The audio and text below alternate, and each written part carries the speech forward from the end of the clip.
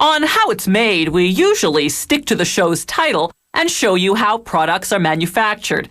But this next segment is about special effects makeup, the kind that makeup artists use on theater and movie actors. So in this case, we'll show you how it's made, but we'll also show you how it's applied. Watch as this special effects makeup artist works his magic to transform this 28-year-old woman into a senior citizen. After gelling her hair flat, he glues on a bald cap using a theatrical adhesive called spirit gum. He protects her eyebrows and eyelashes with petroleum jelly, then covers her face in alginate, a material for taking dental impressions. Then he applies wet plaster bandages. After 25 minutes, the materials harden into a mask. Now he lines it with plaster. In a half hour, the plaster hardens into a perfect replica of the woman's face. Like putting non-stick spray on a baking pan, he coats the model in a release agent. Then, using professional-grade plasticine, he begins to sculpt an elderly face. He smooths out the wrinkles with strong rubbing alcohol so they'll look realistic. He uses a bumpy rubber pad to give the skin an aged orange peel texture. The finished sculpture sits in water for 2 to 3 hours. This activates the release agent, detaching the plasticine from the plaster underneath. Now the artist carefully cuts the sculpture into sections. The number of pieces varies with the size and complexity of the mask. Now he can finally start producing the mold he'll use to cast the old lady face mask. First, he takes a thin plaster impression of each piece. Then he coats the impression in plaster to make the positive half of the mold. Once it hardens, he applies the plasticine piece to space the depth of the mold cavity.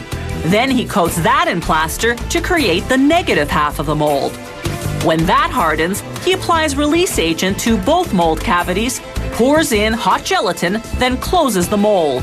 In a half hour, the gelatin hardens into a flexible replica of that particular piece of the plasticine sculpture.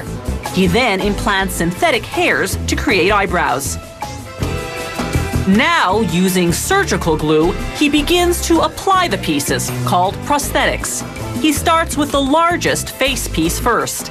It includes the nose, cheeks, neck, and upper lip. He cuts a hole in the chin area so that he can apply the chin piece. Now, the lower lip. He cuts off the excess, then glues the edges of the chin piece to the large face piece.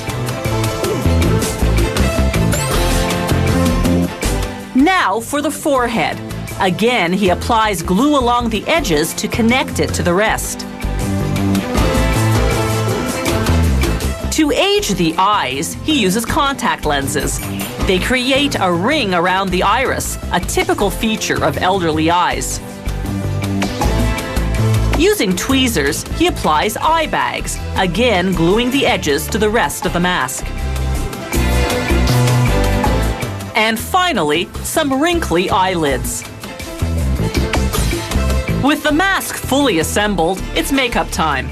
Using a toothbrush, the artist sprays it unevenly over the mask, then smudges it with his fingers. This technique creates a realistic look because the human face, aged skin especially, has color variations. Using a very thin brush, he accentuates some wrinkles by creating depth with a darker color. Now, some freckles and age spots. And a gray wig. And finally, just a bit of lip color because lips dull with age. All this takes an experienced makeup artist about a month of work, and such expertise doesn't come cheap. A major transformation like this for stage or screen can cost up to $10,000. On How It's Made, we usually stick to the show's title and show you how products are manufactured.